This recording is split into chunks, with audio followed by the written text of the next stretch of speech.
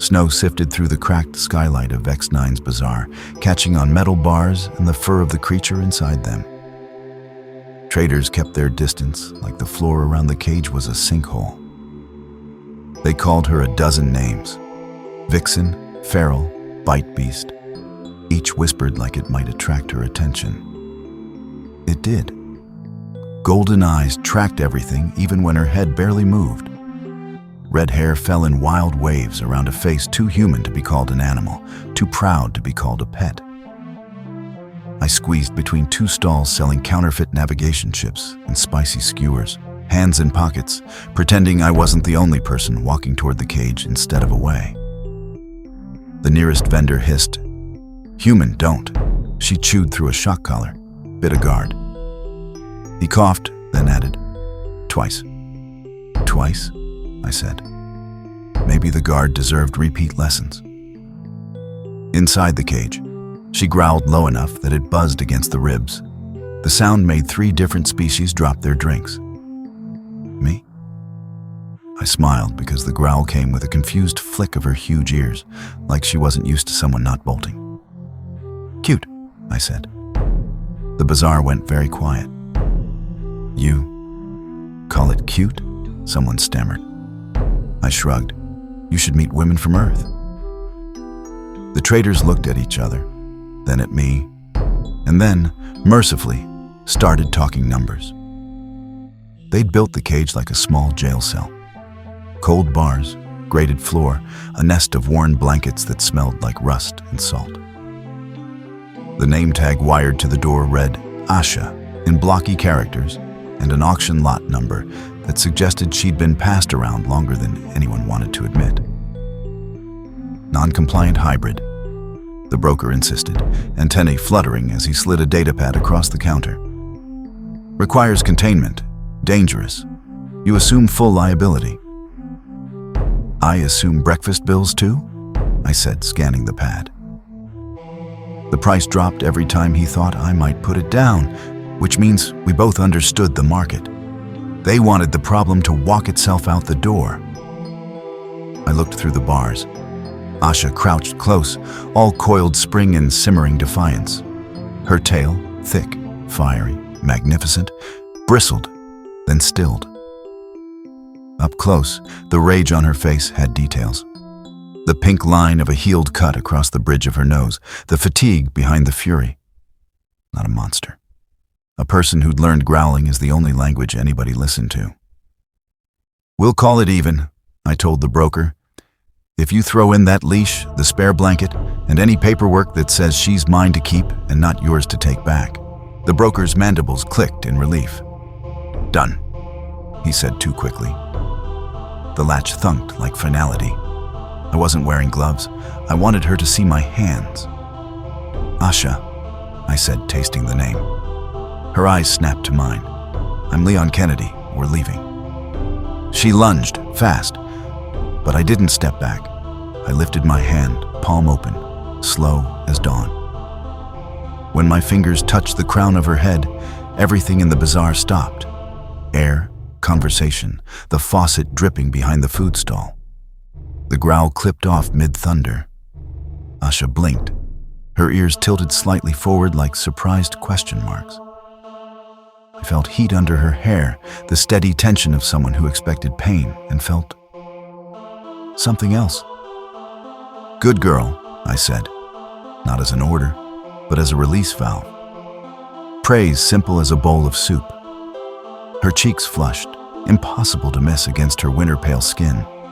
She jerked back, scowled at me to remind everyone she was terrifying, and then, very carefully, stepped through the open door.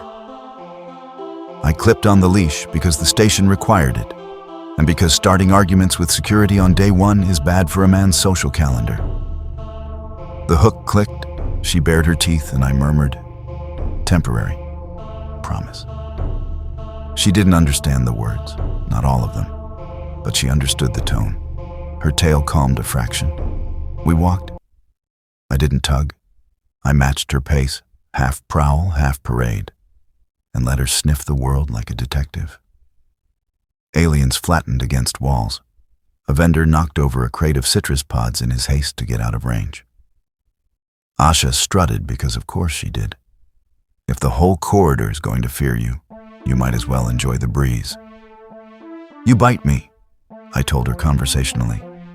I'll bite back. Fair is fair. A low rumble. Not quite a growl, not quite a laugh. Her ears flicked as if secretly amused and deeply offended. My apartment wasn't much. A retired cargo shuttle welded into a housing rack, 2 rooms, a galley that solved problems with heat and salt, and a viewport with a crooked frame that made stars look like they were leaning in on gossip. I keyed the door and stepped aside. This is home, I said, gesturing like a tour guide. Bed. I patted the old cot. Food, I pointed to the galley. Bathroom.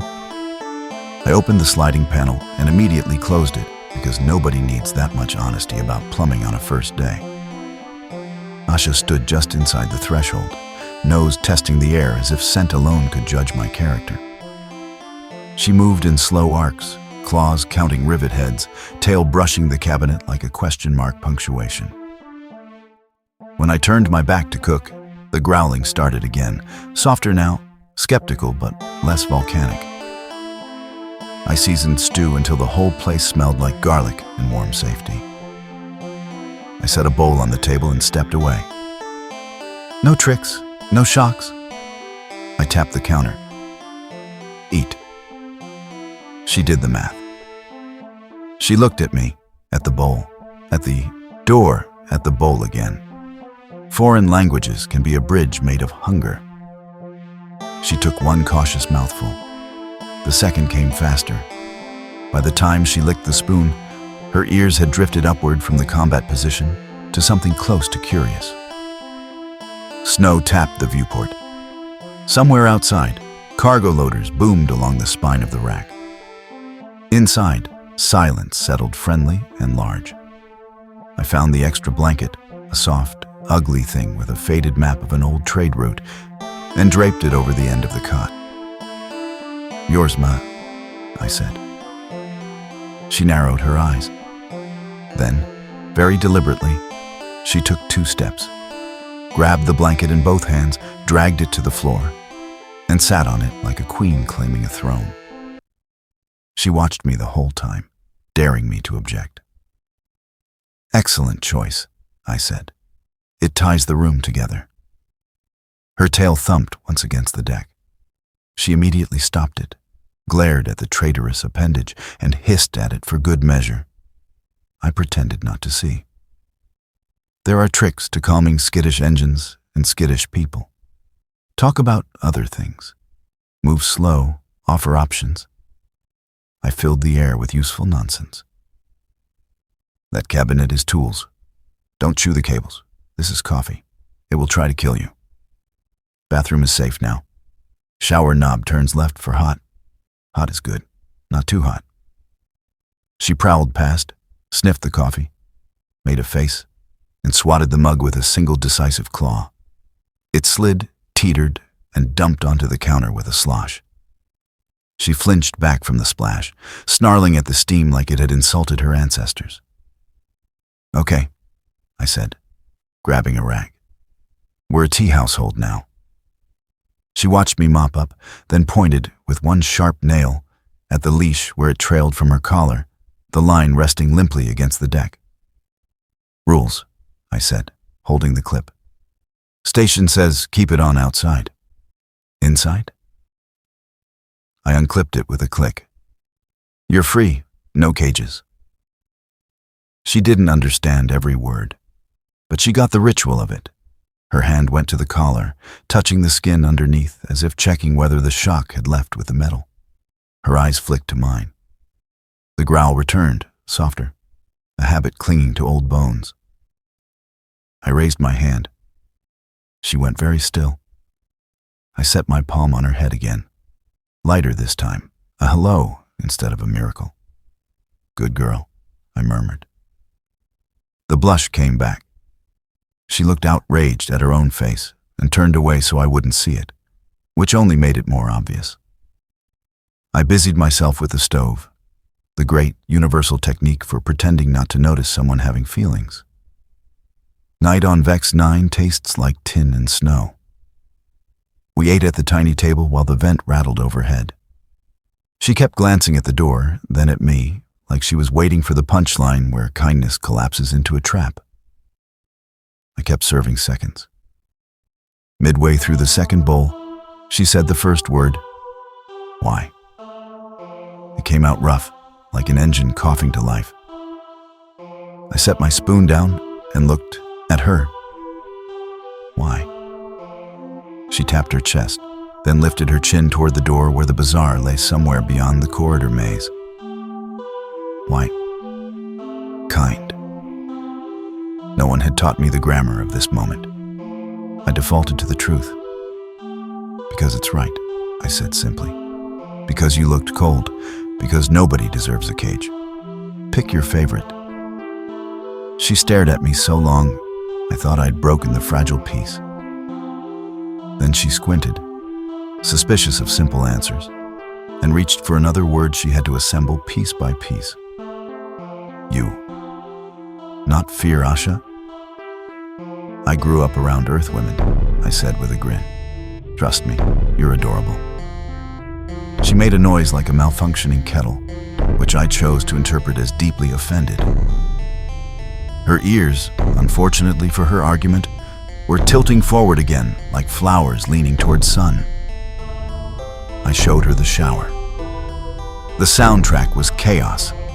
A startled yelp when the water came on, a furious lecture directed at the shower head, laughter, hers, bright and surprised, when the steam fogged the mirror and she drew smiling faces with her finger. She got her tail stuck in the drain once. We negotiated a ceasefire with towels and patience. When she emerged, wrapped in one of my shirts like a tent, she sniffed the air, found the blanket she'd claimed, and curled on it with a sigh that sounded like a mountain deciding to sit down. We made a nest, the two of us. Blankets, stew smell, the faint hum of the ship's old bones.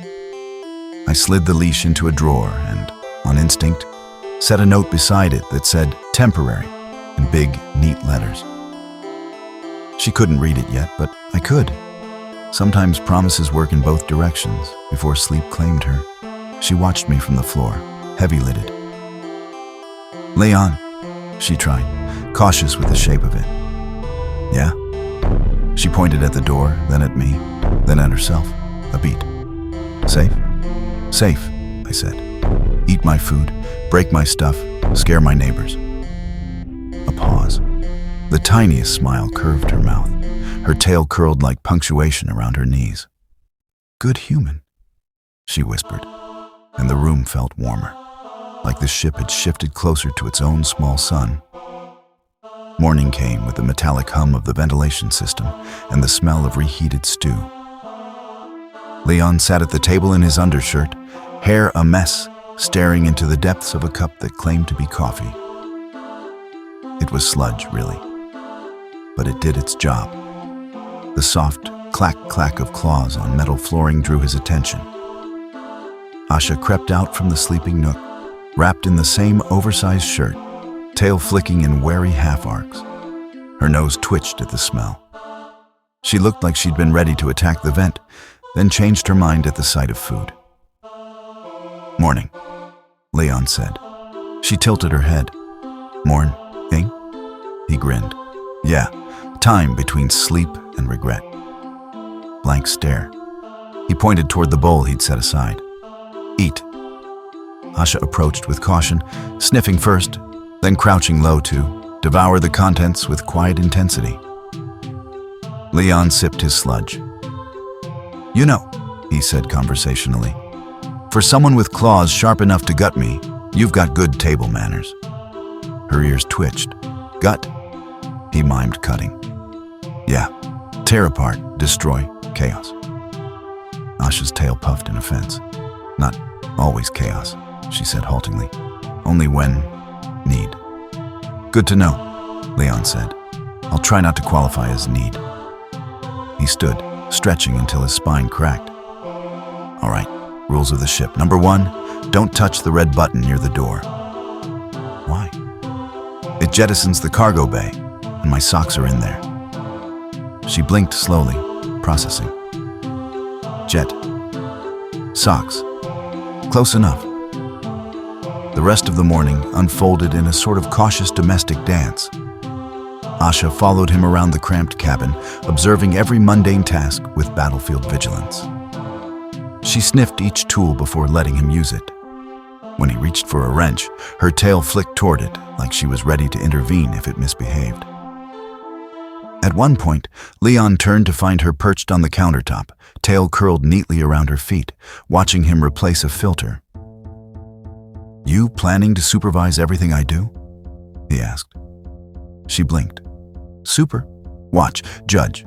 Complain when I do it wrong." Asha's eyes narrowed in thought. "Yes," he chuckled. "Figures." She wasn't the monster they'd painted her as, just a bundle of instincts wrapped in distrust. Every noise startled her. Every gentle thing confused her. Leon made it a point not to push. When she hissed at the refrigerator's hum, he only said, "It does that," and kept working. Eventually, curiosity outweighed suspicion. She padded closer to the tool bench, nose wrinkling at the metallic scent. "You fix things?" she asked.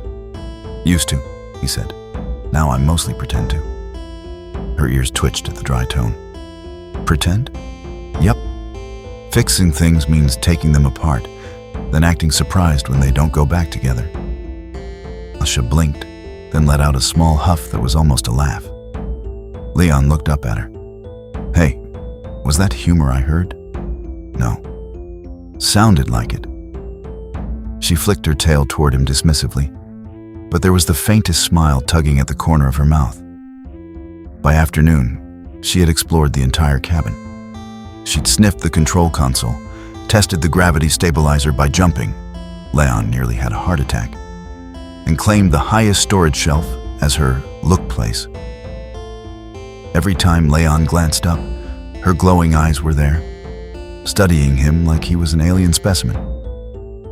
When he finally took a seat, she descended silently and sat across from him. "Why, no cage?" she asked quietly. He met her gaze without hesitation. "Because I don't keep people in cages." Her ears drooped slightly.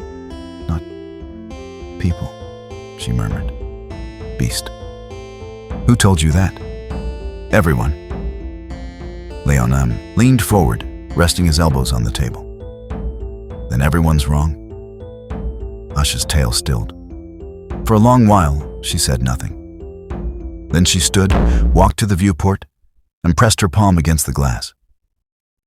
"Stars," she whispered. "Free." He smiled faintly. "Better view than bars, huh?" She looked back over her shoulder, eyes softening. "Bars, cold.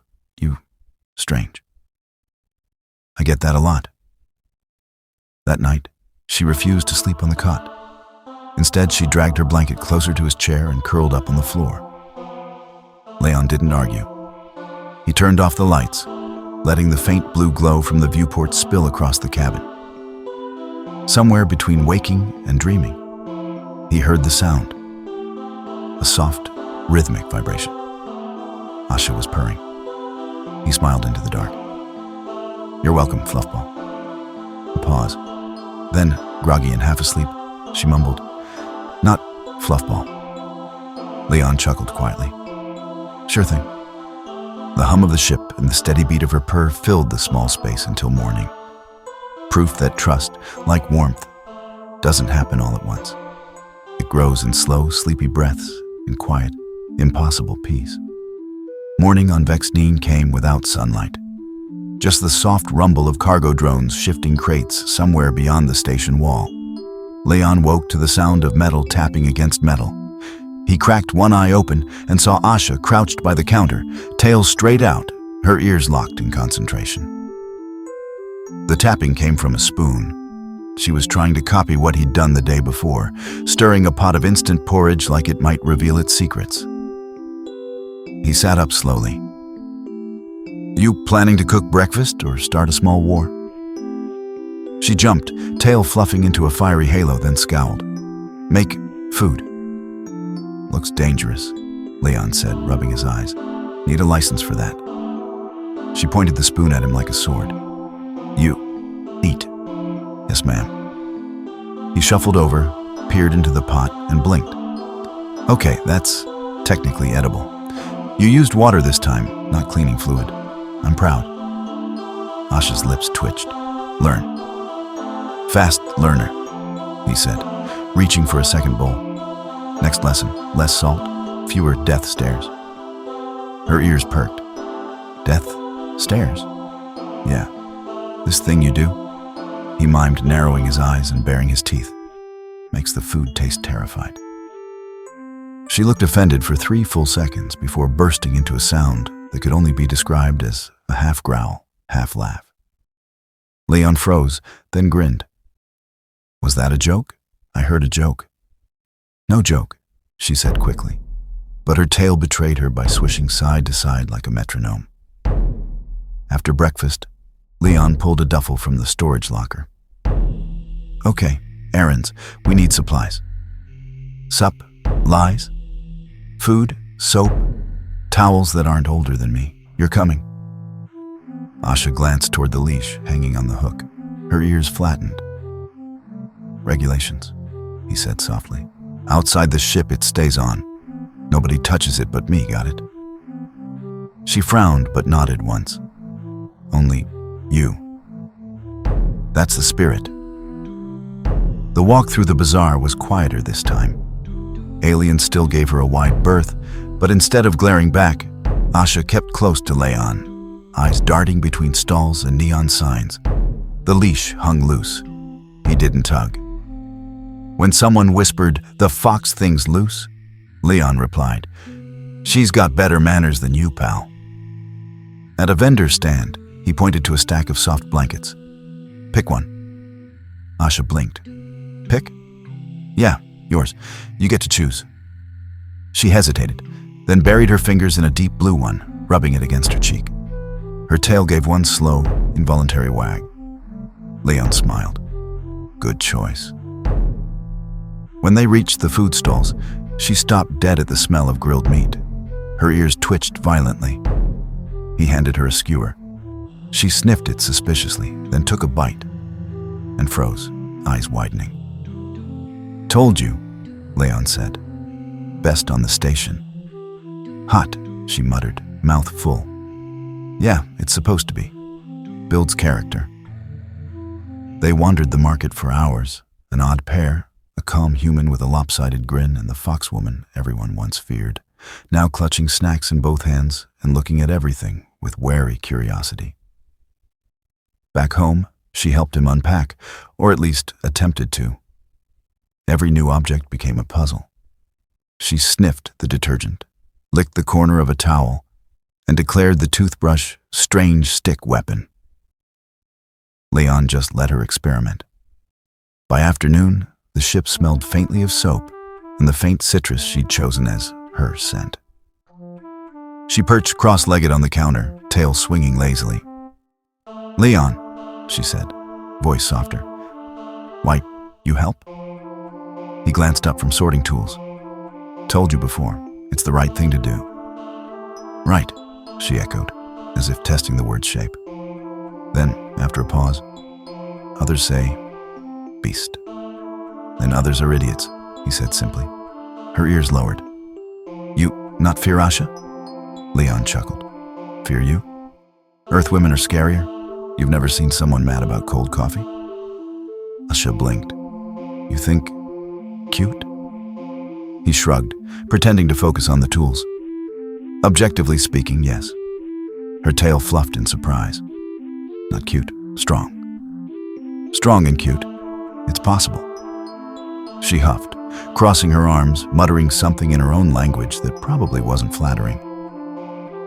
He just smiled, because the air between them had shifted. Less predator and prey, more roommates in a cosmic sitcom. That evening, she insisted on helping him fix a cracked coolant pipe. The job took 10 minutes normally, With Asha, it took an hour. She handed him the wrong tools, nearly dropped a spanner on his foot, then yipped when the wrench slipped and coolant splattered across her nose. He wiped it off with a towel, fighting back laughter. "You're dangerous, with equipment." She sniffed indignantly. "Learn." "I believe it. You'll be running this place by next week." She tilted her head, catching the tease, and for once didn't growl. "Then you work for me?" Leon raised a brow. "Depends on dental benefits." She blinked, confused. "Dental? Teeth stuff." Her lips curled into an uncertain smile. "I have good teeth." "Yeah," Leon said, amused. "That's what I'm afraid of." Later, as they ate the last of the stew, Asha poked at the spoon, murmuring, "Leon's strange." He looked up. "I get that a lot." She nodded seriously. "Strange. Good."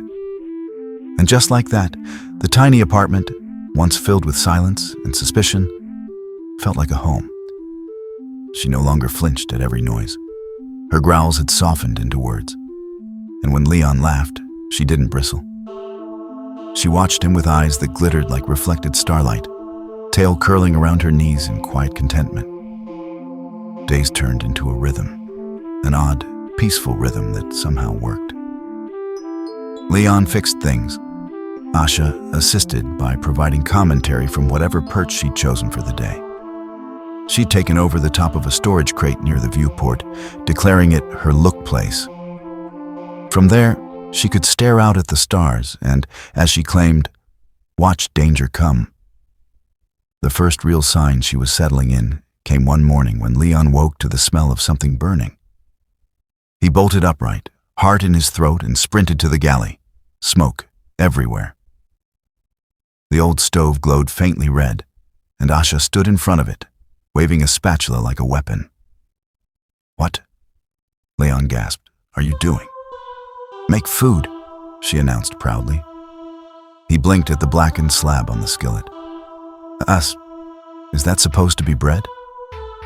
She frowned. "Bread burn, still food." "Technically," he said, reaching for the extinguisher. "Lava's still rock, doesn't mean I want to eat it."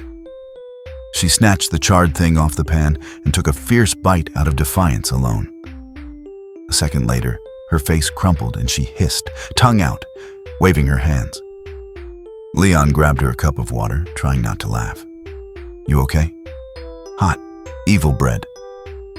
"Yeah, that happens when you start a fire under it." He poured himself coffee. "You're getting better, though. At least it looks less like an arson attempt than yesterday." Asha glared, but the corners of her mouth quirked up. "You eat next time." "Oh, I will. Right after I update my will." She didn't understand Will, but from his grin, she decided it was probably an insult. "Human rude," she muttered, but her tail flicked in amusement. That afternoon, she decided she wanted to help clean. Leon didn't argue. He figured it couldn't go that wrong. 10 minutes later, the entire floor was covered in suds. He stood in the doorway, hands on hips. "Asha, what did we learn about mixing soap and the pressure hose?" She blinked through the bubbles coating her face. "Fun?" "Besides fun. Slippery. That's progress." He tossed her a towel. "You're officially banned from janitorial duties until further notice." She flicked the towel at him like a whip. "You clean. I supervise." "Right," he said, mopping up the mess. "My favorite hobby."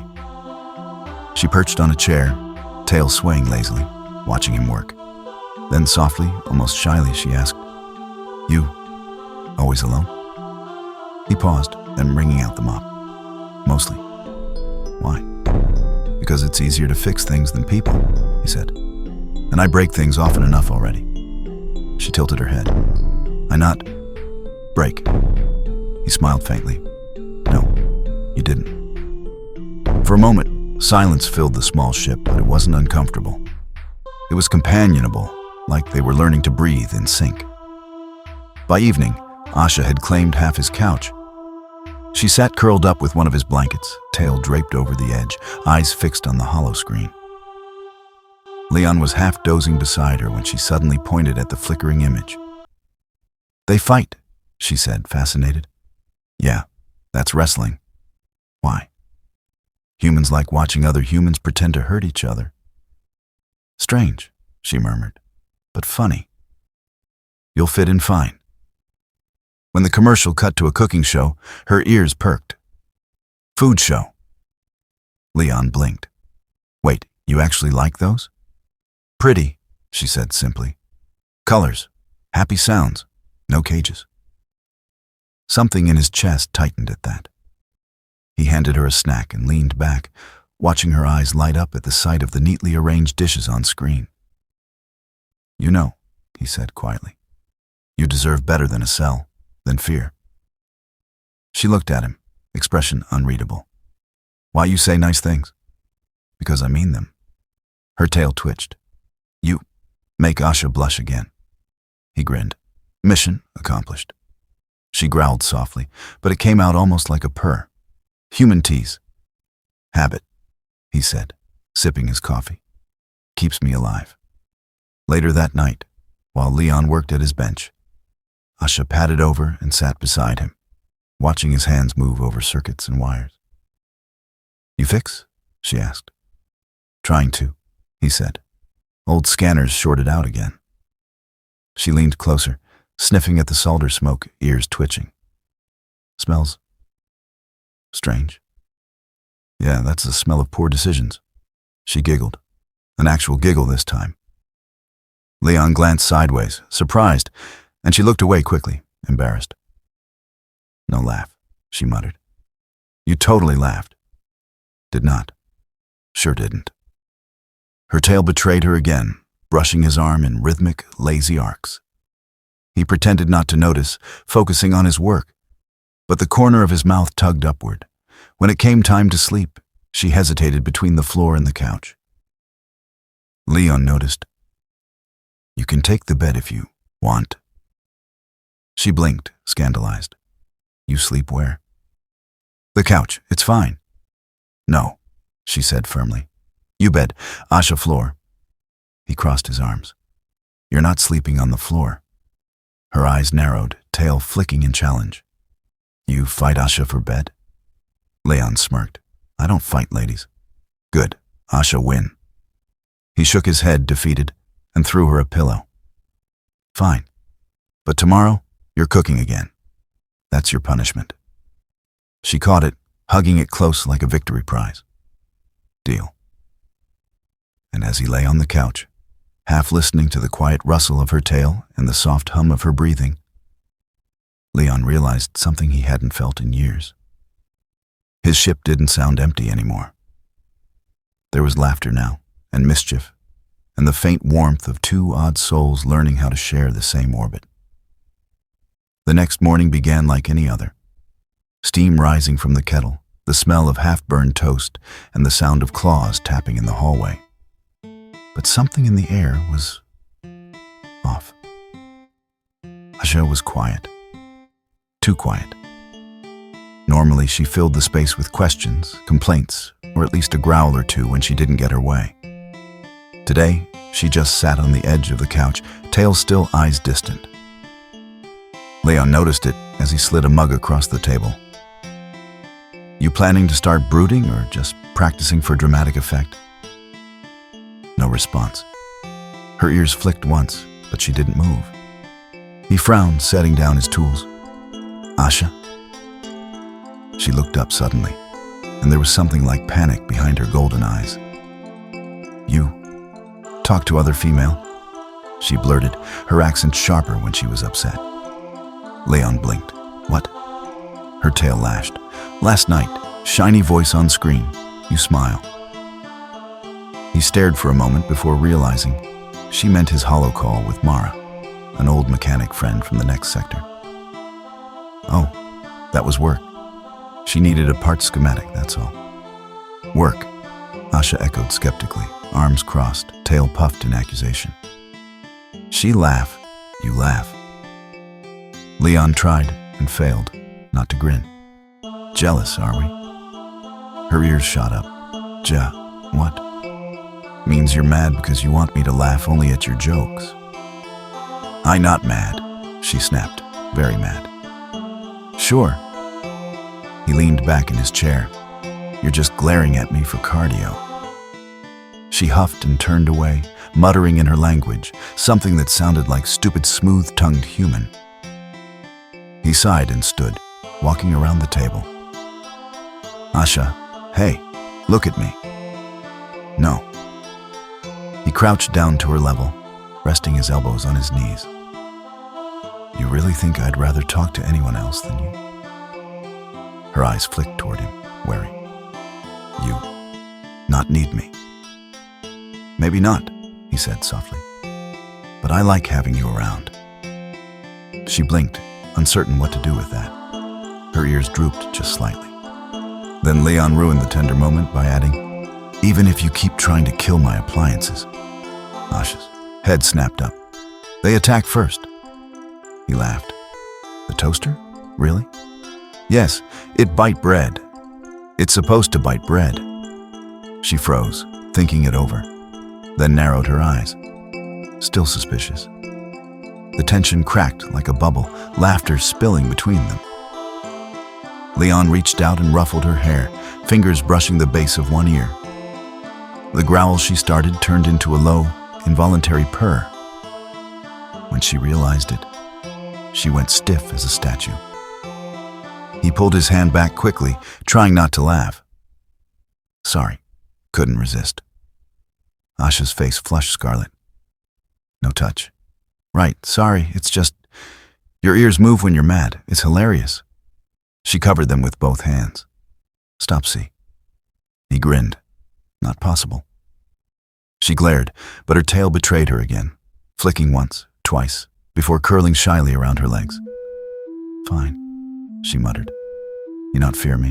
You not stop talk. You not normal. I'm flattered, he said. Normal's boring. She stared at him for a long moment, as if weighing something. Then, without a word, she stood and padded toward the door. Where are you going? Out. Leon frowned. Asha, you can't. But she was already halfway down the corridor. He grabbed his jacket and caught up at the bazaar's entrance, finding her standing by a vendor stall, tail bristling, eyes wide at the sea of noise and color. Asha. She turned, defensive. I not run. Just look. He softened. Next time, tell me. You'll give me a heart attack. Heart attack? Means you scare me half to death. Her expression brightened with mischief. Good. He groaned, but couldn't help laughing. You're impossible. She smiled then, small but real. And for the first time, the merchants didn't flinch when she passed. One even offered her a free fruit sample, though his hands shook doing it. She sniffed the fruit, then looked to Leon for approval. Safe? Perfectly. She bit into it, juice dripping down her chin, and her eyes widened. Sweet, she whispered. Not fight taste. That's what good food's supposed to be, Leon said. No cages, no chains, just flavor. Her ears dipped as she chewed thoughtfully. You always say strange things, she murmured. That's my charm. They returned to the ship as the corridor lights dimmed into station night. Inside, she placed the half-eaten fruit carefully on the table, as if it were a treasure. Leon watched her tail sway slowly, side to side. You're smiling, he said. Asha blinked, startled. No. Yeah, you are, right there. She frowned, tail swishing harder. No smile, face stretch. He chuckled and leaned against the wall. That's what we call smiling, Asha. She looked at him for a long second, then, almost shyly, did it again. Smaller this time, but unmistakably a smile. Strange human, she whispered, as if it were an endearment.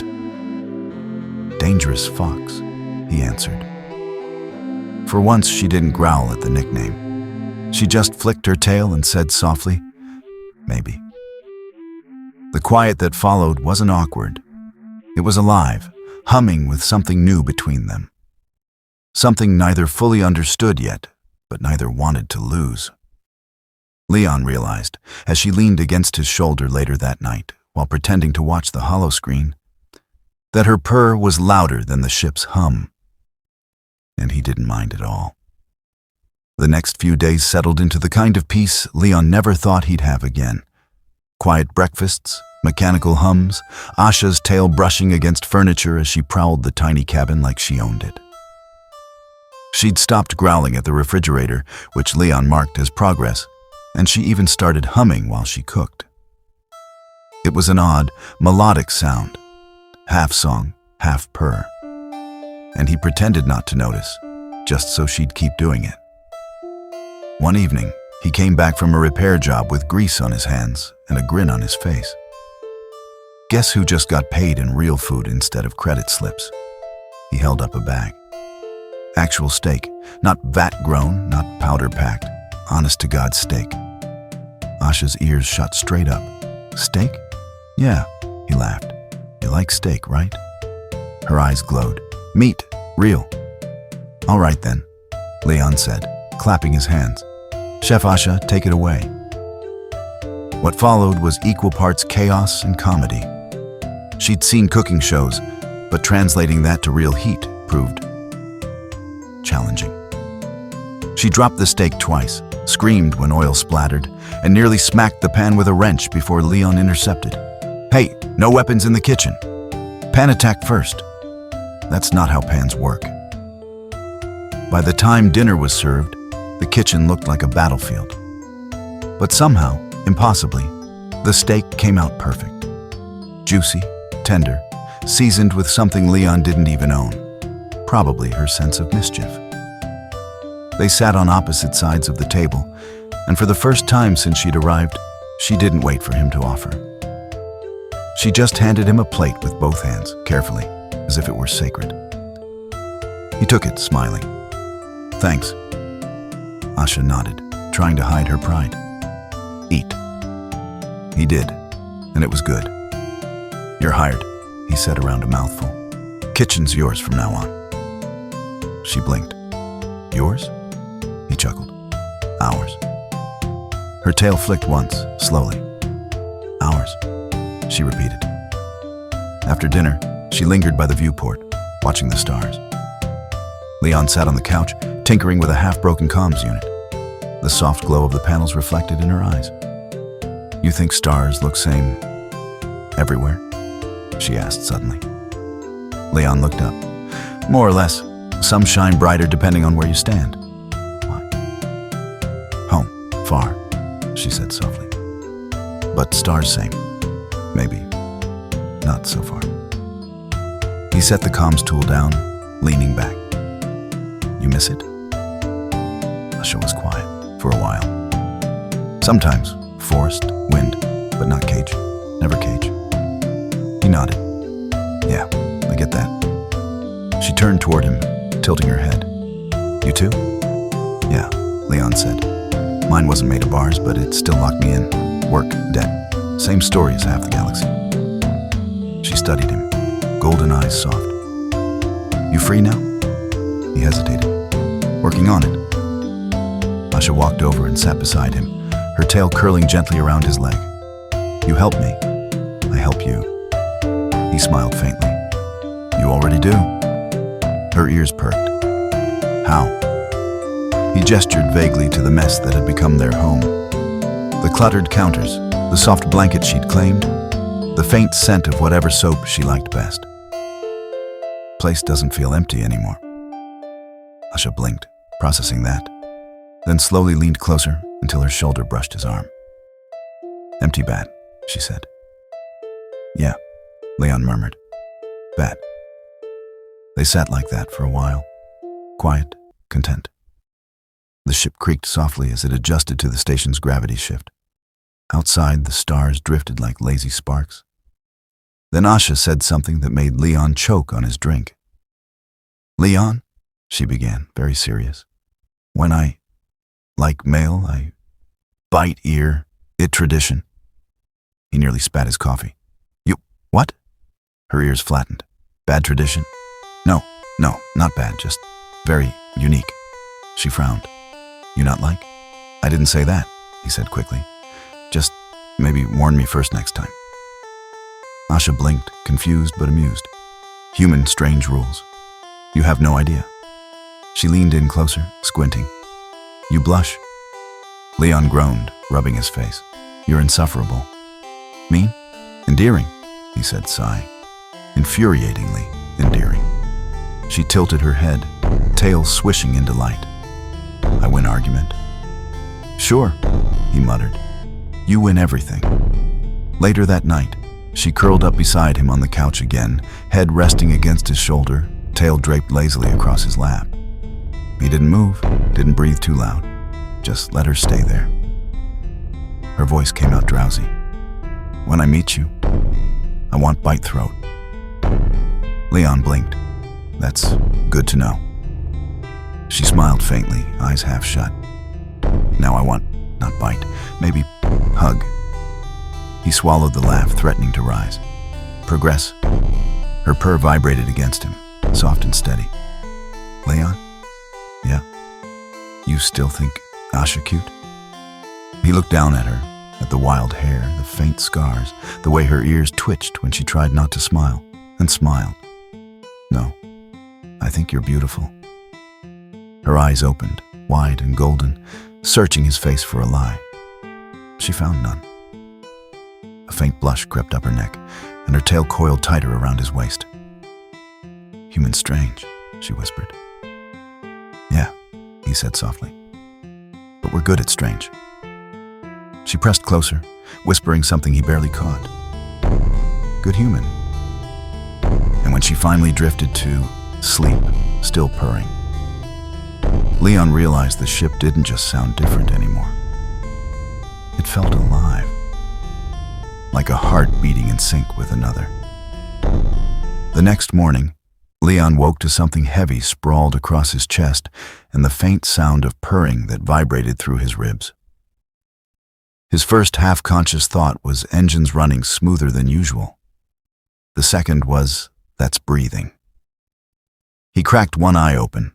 Asha was curled up on top of him, tail wrapped around his torso like a seatbelt, one ear twitching in time with her dreams. She was out cold.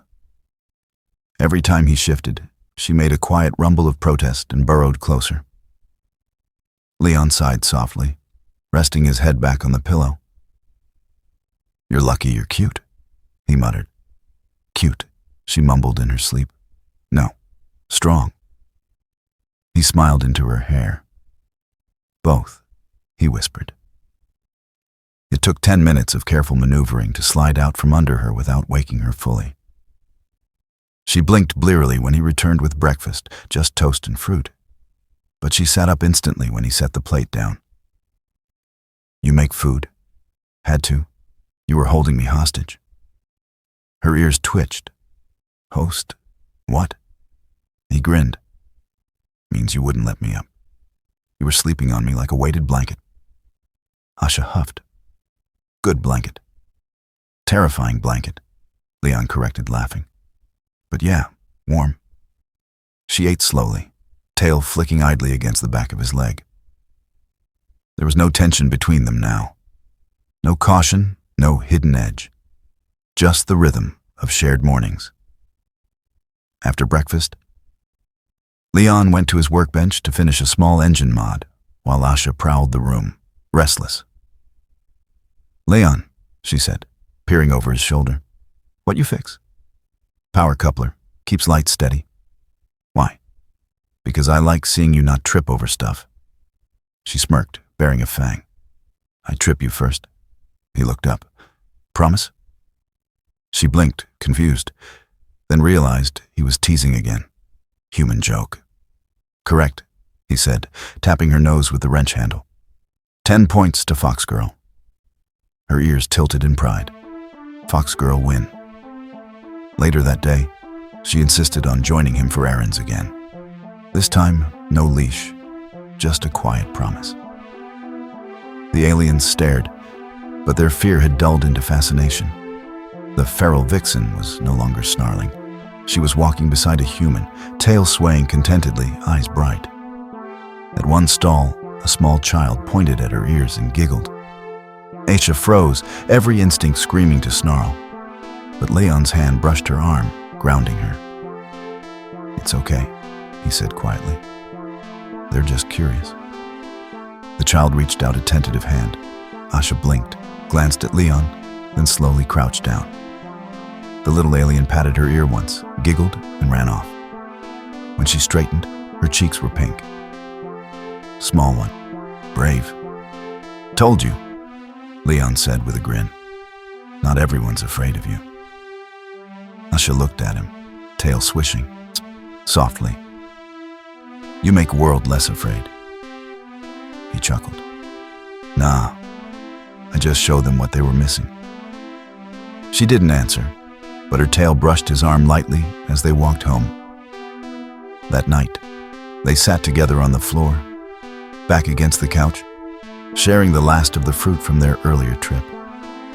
She ate delicately now, no more snarling or snatching, just quiet chewing, her ears flicking in rhythm with the hum of the ship.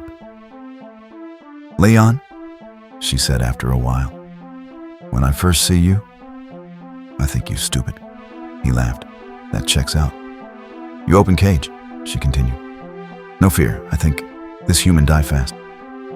"I like to disappoint people," he said with a grin. She smiled softly. "You not die. You live. Make me live."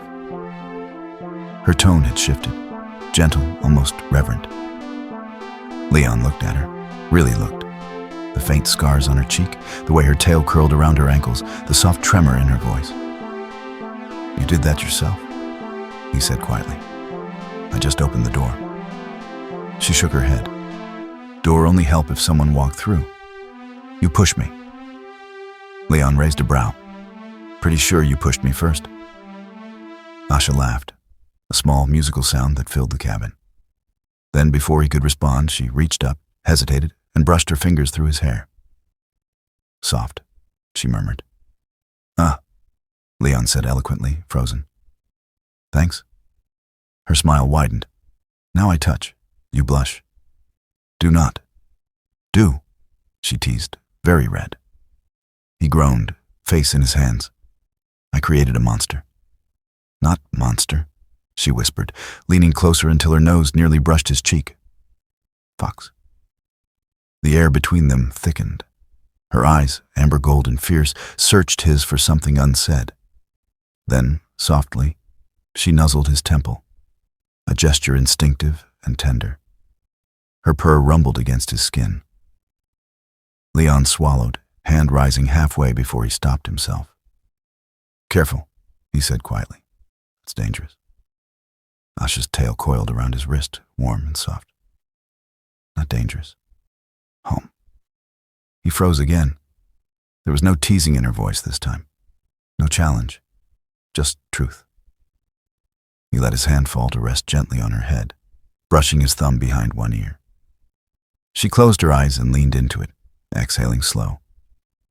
"Good girl," he whispered before he could stop himself. Her ears flicked, and for a heartbeat he thought she'd pull away. But instead she smiled, eyes still closed. "Leon's strange," she murmured. "But Aisha likes strange." He smiled helplessly, the warmth between them blooming like a sunrise he hadn't known he needed. "Good," he said softly. "Because I don't think I could go back to normal now." Her purr deepened, echoing through the small cabin, until it blended with the quiet hum of the ship. She stayed pressed against him, tail curled around them both like a soft promise. In that moment, under the distant light of unfamiliar stars, the man who'd freed her and the fox woman everyone once feared sat together in simple, perfect silence. Two broken lives mended by something neither had planned for. Belonging. Weeks passed, and the ship found its new rhythm. Two heartbeats beating in sync with the hum of the old engines. The once sterile cabin had transformed into a lived-in den of warmth and chaos. Tools sat beside snack wrappers, wires coiled near a pile of blankets that Asha had declared her nest. And somewhere in the corner, a mug still bore her bite marks from an incident Leon preferred not to recall. Asha had learned to hum along to the ship's power cycle. She'd sit cross-legged on the floor, tail flicking in gentle time, occasionally glancing up at Leon with that proud little smirk that said she knew she was driving him crazy in the best way. "Careful," he warned one morning as she tried to help him solder a relay. "That iron's hot." She narrowed her eyes. "Hot, yes. Burn."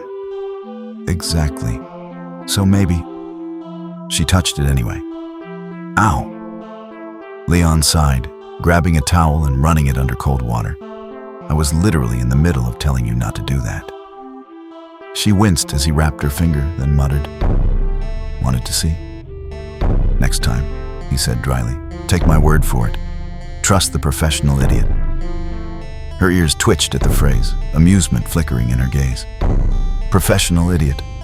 Leon job?" He grinned. "Full-time." Asha smiled, soft and genuine. "Good job." He laughed, shaking his head. "Glad someone thinks so." That evening, they shared dinner sitting on the floor by the viewport instead of the table. Asha liked the view, said the stars looked like home but kinder. She'd learned to cook properly now, and her food always came with a bit of flair. The dish tonight was a spiced stew that filled the cabin with warmth and the faint sweetness of alien herbs. Leon took a cautious bite. "Okay," he admitted. "You win. This is officially better than my cooking." Her ears perked, tail swishing. "You say it again," he chuckled. "You're a better cook than me." Louder. "Asha's the best cook in the sector." She looked smug for approximately 3 seconds before bursting out laughing. "Liar," he smiled. "Only about the sector part." After dinner, she cleaned the dishes.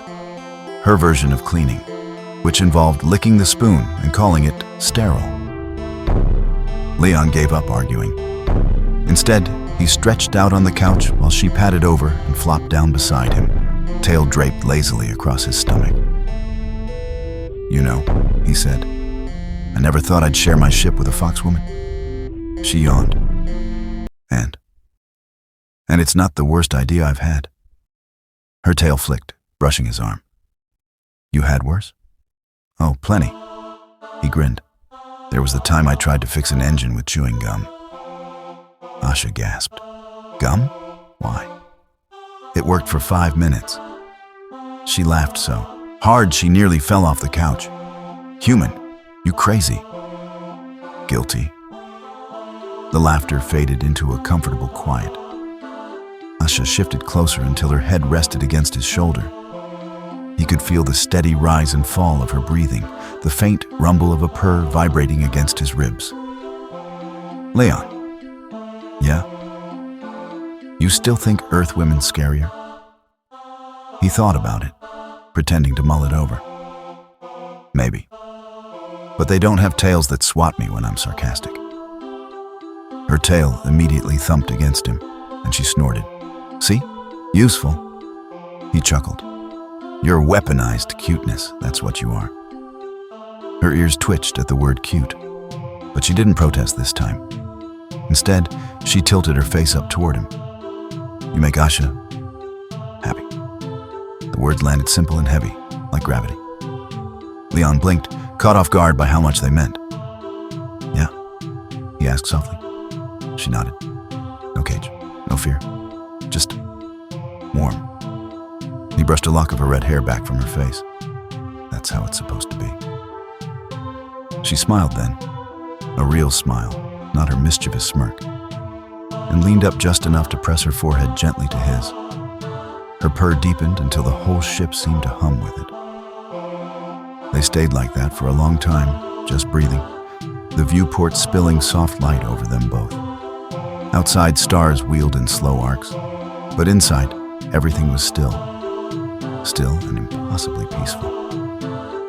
Later that night, as they prepared to sleep, Leon noticed her hesitating by the door. "Something wrong?" She shook her head. "No, just about? Before, when I growl, everyone run. When I look, everyone fear. But you...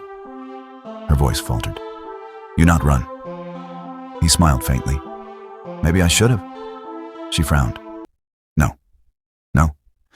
Then I still in cage. Leon rubbed the back of his neck. Guess we both got lucky then. Asha stepped closer, tail curling loosely around his leg. Not lucky, she murmured. You choose. Her gaze met his, sharp and soft all at once. And for a heartbeat, he saw every wall she'd built crumble in the reflection. He swallowed. Yeah, he said quietly.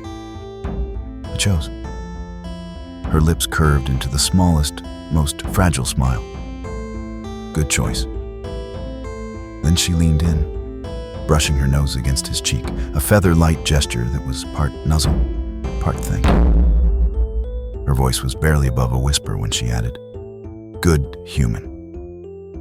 He exhaled slowly, heart doing strange, unexplainable flips. Good fox. The ship hummed, steady and warm, and for the first time in years, Leon Kennedy felt like he was exactly where he belonged. Mornings on the old freighter became something beautiful and absurd all at once. Leon had given up trying to wake up before Asha. She somehow always managed to beat him to it, usually by jumping onto his bed and declaring, "Sunrise, wake!" despite the total lack of sunlight anywhere in orbit. He groaned into his pillow one such morning. Asha, it's station time 5:30. Morning, she repeated cheerfully, tail flicking against his leg like a metronome of mischief. You have no idea how alarms work, do you? She leaned down until her face hovered inches from his. Alarm bad, fox better. Leon opened one bleary eye and muttered, hard to argue with that logic. By the time he shuffled into the galley, half awake, she already had breakfast prepared, something involving eggs, spice, and an alarming amount of enthusiasm. The first few times she'd cooked, the results were questionable at best, but now, she was good, better than good. He sat down, yawning. Smells amazing. Asha beamed, ears flicking happily. Learned from shows. You mean the one where the guy keeps shouting at everyone? Yes, angry chef teach well. Leon chuckled, digging in. Guess fear's a powerful motivator. Her smile softened. Not fear, she said quietly. Respect. He looked up. There it was again, the small, unguarded moments that slipped past her teasing walls. Yeah, he said. That too. After breakfast, they went about their routines. Leon fixed whatever was broken that day, usually something minor like a loose stabilizer plate or a flickering light. And Asha shadowed him, offering tools, questions, and unhelpful commentary. You hold thing wrong, she said, squinting at the wrench in his hand. Oh, really? Leon said. Please, almighty engineer, enlighten me. She snatched it from him, turned it around, and handed it back. Now right. He stared at her. That's exactly how I was holding it. No, she said with absolute certainty. Now correct. He grinned. You just like bossing me around. Her tail swished proudly. Yes. That was life now. Small jokes, shared chores, laughter echoing through steel corridors that had once known only silence. Asha had learned to use the console, though her messages were still hilariously blunt, like the one she sent to the maintenance office. Fix water. It bad. Leon nearly cried laughing. She was picking up language fast too. Sometimes she'd repeat movie quotes she'd heard from the holo screen, usually out of context. The day she looked at him dead serious after he spilled his drink and said, "You have failed this kitchen," he almost fell over. But beneath all the humor, there was a quiet tenderness that had crept into everything they did. The way she brushed past him in the narrow hallway, just close enough to let her tail graze his hand. The way she'd pause before sleeping to murmur, "Good night, Leon." the way he found himself answering softly, "Good night, Asha," even when she'd already started purring. One quiet evening, as the freighter drifted on autopilot around the planet's upper atmosphere, Asha sat by the viewport with a mug of warm tea. Leon joined her, holding his own drink, and they watched the blue curve of the world below. "Pretty," she said. "Yeah," he murmured. "You'd like it down there. Real wind, open air." She tilted her head. "You go?" "Maybe someday," he said. "Find a small patch of land, fix machines for beer money, teach locals how to stop electrocuting themselves." Asha chuckled softly. "I come." He smiled. "You'd be bored in 5 minutes." "Not bored," she said, leaning against him. "You there?" He looked at her then, really looked. The faint scars that once seemed like battle trophies now just framed the softness of her expression. "You sure you want to stay with a guy who can't cook and complains about mornings?" She smirked. "Yes, needs someone to tease." "Glad to be of service." She turned her gaze back to the stars. "When I meet you," she said quietly, "I thought world's small, only cage, only fear. But you?" Her voice trailed off, the words catching somewhere in her throat. "Yeah," he prompted gently. "You make it big again." Leon didn't trust his voice enough to answer, so he just reached out and took her hand. She didn't pull away. Later that night, she claimed his lap while they watched a movie. It wasn't planned. She just climbed up, made herself comfortable, and said, "Chair soft, Leon softer." "Glad to know I'm living furniture now," he said dryly. "Good furniture," she corrected, curling up, tail wrapping across his chest. She was purring before the first act ended. He couldn't move without disturbing her, so he stayed there, one arm draped gently over her shoulders. When the credits rolled, he glanced down and found her watching him instead of the screen. "What?" he asked. "You smile different," she said softly. "How so?" "Before, small smile. Now, warm." He chuckled quietly. "Yeah, maybe someone reminded me how." She tilted her head, eyes glowing faintly in the hollow light. "Good." "Yeah," he said. "It is." Asha's gaze softened, and she reached up to touch his face, fingers tracing the stubble along his jaw. "Leon?" "I think I stay." He smiled, closing his hand over hers. "I was hoping you would." Her tail flicked lazily. "You sure? I steal blanket, bite cup, talk much. Wouldn't trade it for the world." "Liar. Honest." She grinned then, leaning in until her forehead brushed his. "Strange human." "Wild fox," he whispered back. She purred louder, curling even closer until her words melted into his shirt. "Good home." He ran his fingers through her hair, voice quiet. "Yeah, ours." The ship hummed gently around them, stars gliding past like slow comets. Outside was the endless expanse of the galaxy, cold, vast, and indifferent. But inside, in that little patch of light and laughter, there was warmth. There was peace. And somewhere in the soft rhythm of her breathing, Leon realized he wasn't just her savior anymore. He was hers, completely, quietly, and without regret. Asha stirred once, murmured, "Good human," and drifted into sleep. Leon smiled, watching the reflection of starlight in her fur. "Good fox," he whispered. And for the first time in his wandering, weary life, he didn't feel alone, not even a little.